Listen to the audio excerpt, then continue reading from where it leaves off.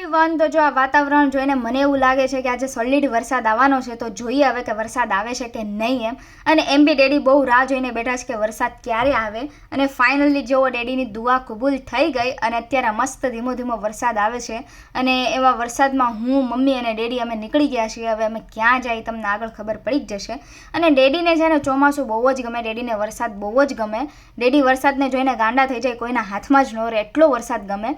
અને અમે ફાઇનલી અત્યારે ક્યાં આવી ગયા એ તમને કહું આગળ. પણ અત્યારે જો વરસાદની હું આખી પલ્લી ગઈ છું અને હર એક વસ્તુની મજા છે યાર. તો અમે આવી ગયા છીએ ગરમ ગરમ પાઉંભાજી ખાવા માટે. આવો વરસાદ, ધીમો ધીમો ગરમ ગરમ પાઉંભાજી, આ હા.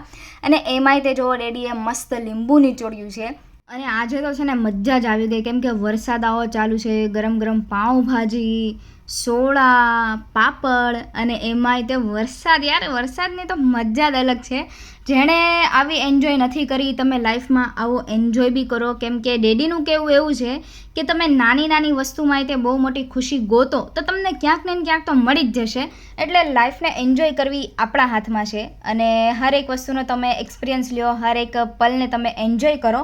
અને જો અમે ઘરે આવી ગયા છીએ, પણ અત્યારે પહેલાં જેવો વરસાદ નથી એમ. વરસાદ છે ખરી પણ ધીમો ધીમો છે એમ. અને લાગે છે કે આજે આખી રાત વરસાદ આવવાનો છે ને આવવાનો જ છે એવું મને લાગે છે. પછી ખબર નહીં, પણ જો હું બીજી વાર પાછી પલ્લી ગઈ છું. અને વરસાદમાં નાહવાની તો મજા જ કંઈક અલગ છે.